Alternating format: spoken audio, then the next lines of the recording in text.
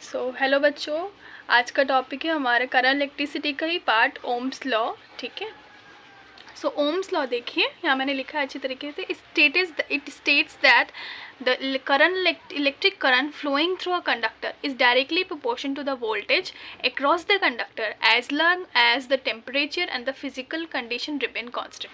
Simply Ohm's law, Ohm's एक scientist था, उसने क्या कहा था, उसने बोला था कि एक कंडक्टर लीजिए, उस कंडक्टर में जितना करंट इलेक्ट्रिसिटी फ्लो करेगा वो डायरेक्टली प्रोपोर्शन होगा उसके एंड के कितने पोटेंशियल डिफरेंस है।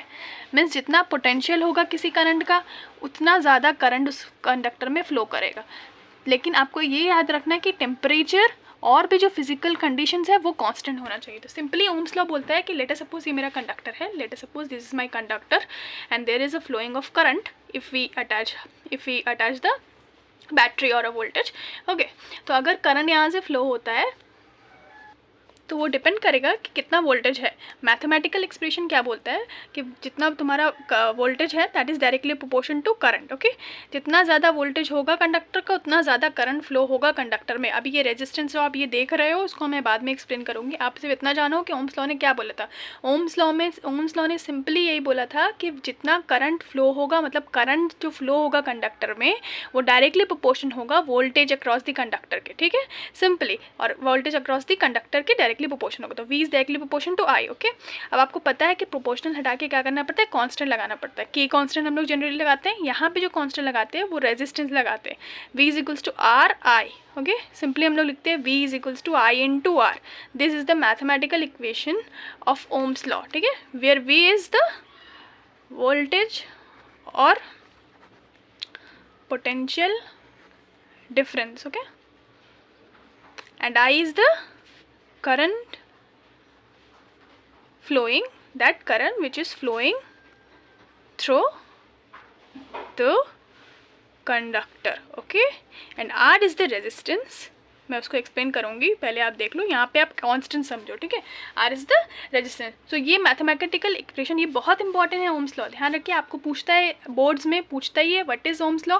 आपको ये पूरा स्टेटमेंट लिखना पड़ेगा और इस तरीके से आपको एक कंडक्टर ड्रॉ करना पड़ेगा। कंडक्टर में रेजिस्टेंस होता है, हम बताएंगे रेजिस्टेंस क्या होता है, और इस तरीके से ड्रॉ करके आपको ये मैथमेटिकल एक्सप्रेशन शो करना पड़ेगा। दैट द क्या बोलता है कि that voltage is directly proportion to I. तो प्रोपोर्शन हटा के आप कॉन्स्टेंट लगा देना आर। ठीक है, where R is the constant known as resistance, V is the voltage and I is the current. Okay, आप इतना लिख दिए। अब देखिए, अगर हम यहाँ से ये जो इक्वेशन आया v is equals to I R, यहाँ से अगर हम r निकाले तो r क्या होगा, v बाई आई। क्या होगा, v बाई आई। r जो इसको रेजिस्टेंस बोल रहे हैं, तो आप रेजिस्टेंस को डिफाइन कैसे कर सकते हो, रेजिस्टेंस को आप डिफाइन कर देते हो, it is the ratio of voltage and the current. देखो v बाई आई ना, voltage is the ratio of potential difference या voltage and the current is called the resistance. ठीक है, मतलब आप रेजिस्टेंस को क्या लिख सकते हो, v बाई आई। एक्चुअल में रेजिस्टेंस का काम होता है रिकावट डालना। मतलब कोई कंडक्टर है, let us suppose this is the conductor, इसमें रेजिस्टेंस होता है, इस कंडक्टर में करंट फ्लो हो रहा है, तो रेजिस्टेंस का काम होता है करंट को रोकना। ठीक है, सिंपली। अब इसका यूनिट आपको याद रखना होगा, what is the unit of resistance, what is the unit of resistance. The unit of resistance is ohm, simply because ये लॉ किसने दिया था, ओम्स ने दिया ना, ओम्स लॉ। तो रेजिस्टेंस जो आया ये ओम्स ने दिया था, इसलिए इसका यूनिट हो गया ओम। ठीक है, ओम्स को हम लोग इस तरीके से भी लिखते हैं, देख लीजिए अच्छे से, ओम। ठीक है, तो unit of resistance is ohm, simple. अच्छा, अब देखिए graphical representation of Ohm's law. ठीक है, अब देखिए ग्राफिकली हम कैसे रिप्रेजेंट कर सकते हैं ओम्स लॉ को। सिंपली आपने क्या देखा भाई, ओम्स लॉ क्या बोलता है, that the voltage is directly proportion to the current और the current is directly proportion to the voltage, यही बोलता है। ठीक है, मतलब प्रोपोर्शनल, डायरेक्टली प्रोपोर्शन का मतलब क्या होता है, आपको पता है कि अगर वोल्टेज बढ़ेगा तो करंट भी बढ़ेगा, डायरेक्ट प्रोपोर्शन का मतलब है। ठीक है, तो अगर हम बोले कि आई वर्सेस वी में आप ग्राफ प्लॉट करो, आई वर्सेस वी में ग्राफ प्लॉट करो, तो आपको पता है कि v जितना बढ़ेगा आई भी उतना बढ़ेगा। तो अगर आप ग्राफ प्लॉट करोगे तो इस तरीके से ओरिजिन से स्ट्रेट लाइन जाएगा। देखो ना, अगर हम v लेट सपोज 2 वोल्ट बढ़ाते हैं तो करंट भी कुछ बढ़ेगा, फिर भी अगर हम ज़्यादा बढ़ाएंगे तो करंट भी कुछ बढ़ेगा। तो इस तरीके से ये प्लॉट जाएगा, और जब हम इस पॉइंट्स को डॉट को मिलाएंगे तो देखना एक ओरिजिन से इस तरीके से स्ट्रेट लाइन आएगा। तो मेरा ग्राफ में जो आएगा वो क्या आएगा, straight line from the origin, यही आएगा graph representation of Ohm's law, V versus I V का ग्राफ। ठीक है, समझ में आया। देखिए इसके बाद का टॉपिक है आपका रेजिस्टिविटी एंड कंडक्टिविटी। ओके, तो इसको पढ़ने से पहले रेजिस्टिविटी को स्पेसिफिक रेजिस्टेंस भी बोलते हैं और कंडक्टिविटी क्या है ये सब कुछ आपको समझ में आ जाएगा। उससे पहले आपको जानना होगा कि ये जो रेजिस्टेंस आपने पढ़ा, रेजिस्टेंस क्या होता है बोलिए तो resistance is the ratio of potential and the current. Also the resistance क्या करता है, रेजिस्ट करता है करंट के फ्लो को, मतलब करंट जो फ्लो होता है उसको रोकता है, that is the resistance. Okay, अब ये रेजिस्टेंस किस किस फैक्टर पे डिपेंड करता है पहले हमको वो जानना होगा, सिंपल। ओके, तो किस किस फैक्टर पे डिपेंड करता है, factor on which the resistance depend, first length पे डिपेंड करता है, कंडक्टर, कंडक्टर मतलब समझ में आया ना, जहाँ से करंट फ्लो होगा। ओके, जैसे human body, human body is also conductor, आपको करंट लगता है ना, तो लेंथ ऑफ द कंडक्टर, जैसे length of the conductor, area of the conductor पे रेजिस्टेंस डिपेंड होता है। कैसे, resistance is directly proportion to the length of conductor, जितना लंबा कंडक्टर होगा उतना ही ज़्यादा उस कंडक्टर का रेजिस्टेंस होगा।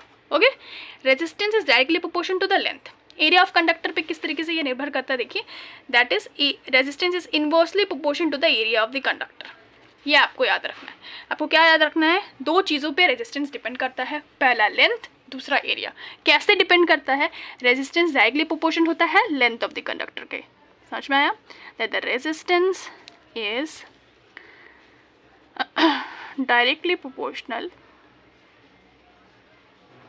to the length of the conductor. Okay, and the second one is which, the area of the cross section of a conductor, that the resistance is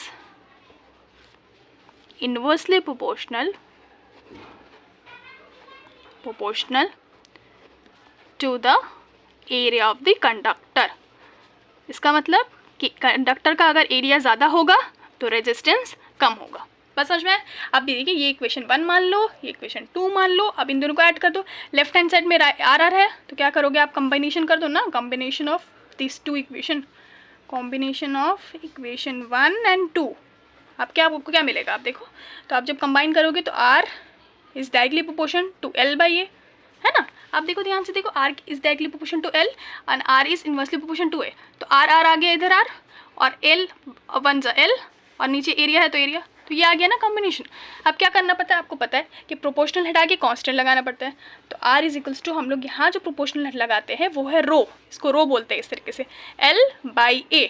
अब ये जो रो है ना, इसका ही का नाम है स्पेसिफिक रेजिस्टेंस। क्या नाम है, स्पेसिफिक रेजिस्टेंस, या फिर बोलते हैं इसको रेजिस्टिविटी। ओके, स्पेसिफिक रेजिस्टेंस और रेजिस्टिविटी।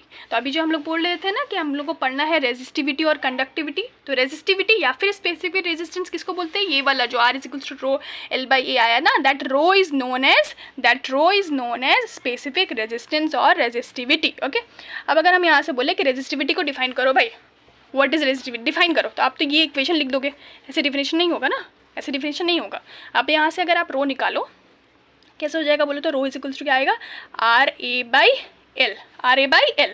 तो रेजिस्टिविटी को डिफाइन कैसे कीजिएगा, आप बोलिएगा कि रेजिस्टिविटी रेजिस्टेंस के इक्वल हो सकता है कब, जब एरिया 1 मीटर स्क्वायर हो और लेंथ 1 मीटर हो, तब क्या होगा, रेजिस्टिविटी आर के इक्वल हो जाएगा। तो हम ऐसे कह सकते हैं कि specific resistance is also known as the resistance when the area is 1 metre square and the length is 1 metre. Okay, इस तरीके से आप डिफाइन कीजिएगा। तो ये तुम्हारा रो जो है वो आर के इक्वल कब हो जाएगा, when area is equals to 1 metre square and length is equals to 1 metre, 1 1, तो R is equals to rho. Okay, clear. अच्छा, सुपर कंडक्टर इंसुलेटर से पहले आप ये जानो, तो आपने क्या देखा भाई, आपने देखा कि रेजिस्टिविटी जो होता है, हाँ resistivity R A by L, आपने ये जान लिया resistivity, that rho is known as the resistivity, ठीक है। अच्छा, अभी हम कंडक्टिविटी नहीं जाना, क्या कंडक्टिविटी, कंडक्टिविटी होता है कुछ नहीं, conductivity is reciprocal of resistivity, reciprocal मतलब उल्टा, कंडक्टिविटी इज उल्टा ऑफ रेजिस्टिविटी, ठीक है। कंडक्टिविटी रेजिस्टिविटी जो होगा उसका उल्टा होगा कंडक्टिविटी। तो कंडक्टिविटी आप कैसे लिख सकते हैं, देखो रेजिस्टिविटी क्या है, आर ए बाई एल, तो कंडक्टिविटी क्या होगा, एल बाई आर ए, समझ में आ गया। तो कंडक्टिविटी कुछ नहीं होता है, it is the reciprocal of resistivity, it is the reciprocal of resistivity. अब देखो यहाँ पे कुछ टॉपिक लिखा है, super conductor and insulator. Super conductor का मतलब होता है एकदम सुपरमैन, जैसे सुपर कंडक्टर, ठीक है। अब सुपर कंडक्टर मतलब होता है, जैसे कि कंडक्टर का हम क्या समझेंगे, कंडक्टर का होता है सिंपली मतलब होता है कंडक्टर से करंट इलेक्ट्रिसिटी पास करेगा, ठीक है, उसमें रेजिस्टेंस होता है। सुपर कंडक्टर एक ऐसा कंडक्टर होता है जो सुपर फास्ट, मतलब सुपर कंडक्टर एकदम रेजिस्टेंस इसमें नहीं होगा, रेजिस्टेंस होगा ही नहीं, R0 होगा, मतलब रेजिस्टेंस है ही नहीं, रिकावट होगा ही नहीं, तो वो हो जाएगा सुपर कंडक्टर। ओके, इंसुलेटर आपको पता है क्या होता है, आपको कंडक्टर पता है ना भाई, कंडक्टर से क्या होता है, करंट इलेक्ट्रिसिटी पास करता है, और इंसुलेटर वो होता है जहाँ से करंट इलेक्ट्रिसिटी पास नहीं करता, जैसे एग्जाम्पल वुड, लकड़ी, और भी बहुत सारे एग्जाम्पल हैं, ठीक है। अब देखिए, अब जो आपका टॉपिक है वो है series and parallel combination of resistance. आपने रेजिस्टेंस अच्छी तरीके से पढ़ लिया ना, अब आपको पढ़ना है series combination and parallel combination of resistance, ठीक है। तो अब देखिए, सीरीज कॉम्बिनेशन और पैरेलल मतलब जो रेजिस्टेंस है उनको कॉम्बिनेशन किया जाता है, मतलब 2 या 2 से ज़्यादा रेजिस्टेंस आप रखें और उसको सजाए, सीरीज़ में सजाए और पैरेलल में सजाए, तो देखिए क्या होता है। तो हम एक एक टॉपिक ध्यान से पढ़ते हैं। पहले सीरीज कॉम्बिनेशन देखते हैं। सीरीज कॉम्बिनेशन वाले लिख दिया है, देखो जब 2 या 2 से ज़्यादा रेजिस्टर्स क्या है, इक्विपमेंट है जो कि रेजिस्टेंस करता है, ठीक है। When 2 or 2 more resistors are connected end to end with the same amount of current flowing through each resistor। अब ध्यान से सुनिए, सीरीज कॉम्बिनेशन क्या होता है। सीरीज कॉम्बिनेशन है 2 या 2 से ज़्यादा, हम 3 रेजिस्टेंस पकड़ते हैं। लेट अस सपोज आपके पास ये एक रेजिस्टेंस का सिंबल ये है, ठीक है, इस तरीके से बनाते हैं। तो ये रेजिस्टेंस एक है, दूसरा रेजिस्टेंस ये है, तीसरा रेजिस्टेंस ये है R1, ये है R2, ये है R3। नाम दे देते हैं भाई, ये R1 रेजिस्टेंस है, ये R2 रेजिस्टेंस है और ये R3 रेजिस्टेंस है। अब इन तीनों को किस तरीके से कनेक्टेड किया, देखो तो एंड टू एंड कनेक्टेड, मतलब ये रेजिस्टेंस स्टार्ट यहाँ से हुआ, एंड यहाँ हुआ, तो इसके एंड से ही दूसरा स्टार्ट हुआ, फिर इसके एंड से ये तीसरा वाला स्टार्ट हुआ, एंड टू एंड कनेक्शन हुआ ना। देखो ना भाई, एंड टू एंड कनेक्शन, ठीक है ना, एक के बगल में एक, दूसरे के बगल में दूसरा, इस तरीके से बैठा हुआ आदमी है, ठीक है। आदमी पकड़ लो। अब इसको क्या करेंगे हम भाई, ये रेजिस्टेंस है, मतलब कंडक्टर है, उसमें रेजिस्टेंस है। अब इस रेजिस्टेंस को या रेजिस्टर को आप क्या करोगे भाई, वोल्टेज दोगे ना, वोल्टेज या बैटरी कनेक्ट करोगे ना, तब तो करंट फ्लो होगा इसमें, ठीक है। अब यहाँ से करंट फ्लो हुआ, क्या हुआ, करंट फ्लो क्या होता है, हमेशा पॉजिटिव एंड से, नेगेटिव एंड से इलेक्ट्रॉन फ्लो होता है, इलेक्ट्रॉन के अपोजिट से करंट फ्लो होता है, ओके। अब यहाँ से करंट फ्लो हुआ, ये करंट गया वापस आया, यही तो। अब देखो इधर होगा क्या, अब देखो भाई, ये जो करंट फ्लो हो रहा है, यहाँ क्वेश्चन आता है कि हर एक रेजिस्टेंस में क्या करंट सेम होगा, हाँ भाई सेम होगा। अब तुम देखो ना, इधर से करंट निकला, ये इधर गया, अब इतना जितना जाएगा उतना ही जाएगा ना। अब जैसे आप एक पकड़ लो कि एक दरिया है, ठीक है ना, या नदी है, छोटा सा नदी पकड़ लो, उसका इस तरीके से वे है, ठीक है, तो रास्ता है, यहाँ से पानी बह रहा है। अब ये जो पानी बह रहा है, यहाँ पे अगर कोई ये नहीं है, मतलब सीधा सा है, तो ये इतना ही पानी यहाँ पे जाएगा ना, यहाँ पे मतलब कोई वे नहीं है, यहाँ पे ऐसे वे नहीं है, समझ में ना, जैसे कुछ पानी यहाँ चला गया, कुछ पानी ऐसे चला गया, वैसा कुछ नहीं है, सीधा वे है, तो सारा पानी यहीं जाएगा, है ना। तो उसी तरीके से देखो, ये जो करंट यहाँ से फ्लो हो रहा है, ये करंट पूरा हर रेजिस्टेंस में क्या होगा, करंट सेम होगा। अब एक बात याद रखना, आप लोग अभी बच्चे हो तो आप इतना ही याद रखो कि ये जो करंट यहाँ पे सेम हुआ तो वोल्टेज डिफर होगा, मतलब हर एक में वोल्टेज डिफर होगा। यहाँ पे V1 वोल्टेज होगा, यहाँ पे V2 वोल्टेज होगा और यहाँ पे V3 वोल्टेज होगा। तो सीरीज कॉम्बिनेशन में आपको याद क्या रखना है, याद ये रखना है कि हर रेजिस्टेंस में करंट सेम होता है, करंट सेम, और हर रेजिस्टेंस में वोल्टेज डिफरेंट होता है, सिंपल, समझ में आया। अब देखो भाई, जो डिफर होता है उसी को तो ऐड करेंगे ना, मतलब टोटल वोल्टेज क्या है, टोटल करंट क्या है भाई, आई है, सब में आई, टोटल वोल्टेज क्या है, V1 + V2 + V3। तो हम टोटल वोल्टेज कैसे लिख सकते हैं, बोलो तो V = V1 + V2 + V3, ऐसे लिख सकते हैं। अब भाई हमको क्या पता है, बोलो तो V = होता है IR, अभी ओम्स लॉ पढ़ाया मैंने, V = IR, तो V1 क्या होगा, I1R1 नहीं होगा, IR1 होगा, आई यहाँ पे पूरा आई जा रहा है ना, तो IR1 होगा। V1 क्या होगा, IR1, V2 क्या हो गया, IR2, V3 क्या होगा, IR3, क्योंकि I सेम है भाई, I सेम है, ठीक है। तो ये भी क्या लिख सकते हो, IR, दैट IR = यहाँ से IR1 + IR2 + IR3, ठीक है। अब यहाँ से क्या होगा भाई, ये I कॉमन जाएगा, I कैंसिल हो जाएगा, तो आपके पास क्या आएगा, बोलो तो यहाँ से आपके पास आएगा R = R1 + R2 + R3, ये आ गया आपके पास कॉम्बिनेशन। अच्छा देखो, ठीक है, मतलब क्या आया था मेरे पास, देखो V = क्या था मेरे पास, बोलो तो V = था V1 + V2 + V3। हम फिर से दिखा रहे हैं, देख लो अच्छे से। तो यहाँ से क्या किया था, V = होगा IR, और V1 क्या होगा, IR1 + IR2 + IR3, 3, ठीक है। आई आर हो गया, यहाँ से आई पूरा कॉमन चला जाएगा, R1 plus R2 plus R3, ये आई कैंसिल, तो आपके पास R इज इक्वल टू क्या आ गया, R1 plus R2 plus R3, ठीक है। यही जो R हुआ इसी को हम लोग बोलते हैं इक्विवेलेंट रेजिस्टेंस, इक्विवेलेंट रेजिस्टेंस या फिर टोटल रेजिस्टेंस, ठीक है। ये हुआ R1 प्लस, इस तरीके से बहुत ज़्यादा रेजिस्टेंस है तो R इज इक्वल टू क्या होगा, R1 plus R2 plus R3 plus R, n number of resistance है लेकिन सबका R सेम है, सबका R सेम है। अभी हम बता रहे हैं ये बात, पहले हम पैरेलल बता देते हैं फिर हम आपको बताते हैं, ठीक है। देखिए पैरेलल कॉम्बिनेशन क्या होता है, अब पैरेलल कॉम्बिनेशन को हम थोड़ा दिखाते हैं, यहाँ लिखा हुआ है। पैरेलल कॉम्बिनेशन क्या होता है कि वो रेजिस्टर दो से ज़्यादा रेजिस्टर्स को इस तरीके से कनेक्टेड करे जिसके जो 2 पॉइंट्स है वो सेम हो और हर में वोल्टेज सेम हो, ठीक है, लिखा हुआ है। अब देखिए होता कैसे पैरेलल, ये मेरा पहला रेजिस्टेंस, दूसरा रेजिस्टेंस, तीसरा रेजिस्टेंस, ठीक है। ये मेरे पास R1, ये R2, ये R3 और इसको इस तरीके से हम वोल्टेज से कनेक्ट करेंगे। अब देखिए हुआ क्या, पैरेलली कैसे कनेक्ट करना है भाई, एक ऊपर उसके पैरेलल नीचे, उसके पैरेलल नीचे, मतलब इसके देखिए ये जो पॉइंट्स है ना, ये स्टार्टिंग पॉइंट एंडिंग पॉइंट सबका सेम है, दिख रहा, दिख रहा, हाँ वही चीज़ है, ठीक है। अब देखिए पैरेलली कैसे, एक यहाँ बैठा है, एक नीचे बैठा है, एक नीचे बैठा है, ठीक है। अब ये वोल्टेज मैंने अप्लाई किया, आपको बोला पॉजिटिव एंड से क्या होता है, करंट फ्लो होता है। अब यहाँ से करंट फ्लो होगा, करंट फ्लो हुआ, अब यहाँ पे आके करंट रुक जाएगा, देखो यहाँ नोड है, इसको क्या बोलते हैं, नोड, नोट। अब यहाँ से क्या होगा, देखो अब यहीं से ये वाला खेला आप समझ लो कि इस तरीके से नदी बह रहा था, पानी है ना, नदी बह रहा था। अब यहाँ पे ये से 2 रास्ता आ गया नदी का, इधर पे आ गया, फिर इधर जाके इधर आ गया नदी का रास्ता, ठीक है। तो क्या होगा बोलो ना, यहाँ से कुछ पानी इधर चला जाएगा, फिर कुछ पानी इधर चला जाएगा, फिर अगर रास्ता है तो इधर चला जाएगा, बात समझ में आ रहा है ना। तो इस तरीके से अब क्या होगा, नोड हो गया, यहाँ पे नोड आ गया, इस तरीके से यहाँ नोड आ गया, ये करंट यहाँ से फ्लो हुआ, नोड आ गया, तो कुछ करंट यहाँ डिस्ट्रीब्यूट हो जाएगा, कुछ करंट यहाँ डिस्ट्रीब्यूट हो जाएगा, कुछ करंट यहाँ डिस्ट्रीब्यूट हो जाएगा। तो R3 में लेटर सपोज I3 करंट गया, R2 में I2 करंट गया, सॉरी R1 में I1 करंट गया, बात समझ में आया। तो पैरेलल में क्या होता है कि हर रेजिस्टेंस में करंट डिफरेंट होता है। अब अगर करंट डिफरेंट है तो वोल्टेज सेम होगा। तो आपको याद क्या रखना है भाई कि in parallel current is different for each resistance, ये रेजिस्टर, ठीक है। हर रेजिस्टेंस के लिए करंट डिफरेंट होगा, मतलब आई क्या होगा, डिफरेंट होगा, ठीक है। और वोल्टेज क्या होगा, सेम होगा, हर के लिए वोल्टेज सेम होगा, ठीक है। मतलब R3 के लिए जो वोल्टेज है वही वोल्टेज R2 के लिए भी होगा और वही वोल्टेज R1 के लिए होगा।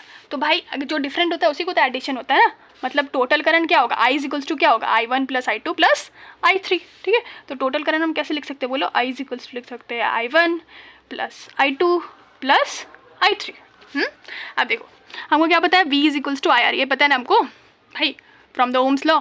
तो I इज इक्वल्स टू क्या लिख सकते हैं, V बाई R लिख सकते हैं। तो यहाँ पे I क्या लिख सकते हैं हम लोग, V बाई R। I1 क्या लिख सकते हैं, V1 बाई R1, नहीं वोल्टेज सेम होता है पैरेलल में, तो क्या होगा V बाई R1, I2 में V बाई R2, I3 में V बाई R3, ठीक है। तो अब यहाँ से देखो भाई V बाई R, ये V यहाँ से कॉमन ले लो, 1 by R1, 1 by R2, 1 by R3, okay. ये V कैंसिल हो गया, तो आपके पास क्या आया, 1 by R is equals to 1 by R1, 1 by R2, 1 by R3। So this is the equivalent resistance for the parallel combination। ये क्या हुआ, equivalent resistance मतलब total equivalent resistance for the parallel combination, ठीक है। अब लेट अस सपोज कि यहाँ पे मेरे पास n नंबर्स ऑफ रेजिस्टेंस है, मतलब बहुत n नंबर्स ऑफ रेजिस्टेंस, सबका रेजिस्टेंस लेकिन सेम है, मतलब मान लो कि सबका रेजिस्टेंस जो है 1 ओम है और n नंबर है, तो टोटल क्या होगा, टोटल हम लिखेंगे 1 by R is equals to n by R1, मतलब जो भी होगा, ठीक है। इस तरीके से सीरीज़ में क्या होगा, सीरीज़ में आपके पास क्या था, टोटल रेजिस्टेंस था R is equals to R1 plus R2 plus R3। अब मान लो कि आपके पास n नंबर ऑफ रेजिस्टेंस है, n नंबर ऑफ रेजिस्टेंस, और हर रेजिस्टेंस जो है उसका वैल्यू है 1 ओम, तो आप टोटल कैसे लिखोगे, n into R, n into R1, मतलब जो भी होगा 1 होगा तो 2, 1 इंटू n, n है, n नंबर है, मतलब समझ लो n यहाँ पे कितना नंबर है, n नंबर मतलब समझ लो कि आपके पास यहाँ पे 100 नंबर है, 100 number of resistance, 100 into R1, R1 1 है तो 100 इंटू 1 100 हो गया टोटल रेजिस्टेंस। समझ में आया ना, इस तरीके से। तो आज के टॉपिक में हम लोग जो कॉम्बिनेशंस पढ़ा और ओम्स लॉ पढ़ा, ये बहुत इंपॉर्टेंट है। ओके, बहुत ज़्यादा इंपॉर्टेंट है ये जितना भी आप लोग ने ये सब पढ़ा है। अच्छा, तो नेक्स्ट हम लोग नेक्स्ट वीडियो में तुम्हारा न्यूमेरिकल्स करेंगे, तो वो बहुत इंपॉर्टेंट आप लोग देखना। चलो ठीक है, अगर वीडियो पसंद आया तो प्लीज़ लाइक एंड सब्सक्राइब कर देना। चलो टाटा।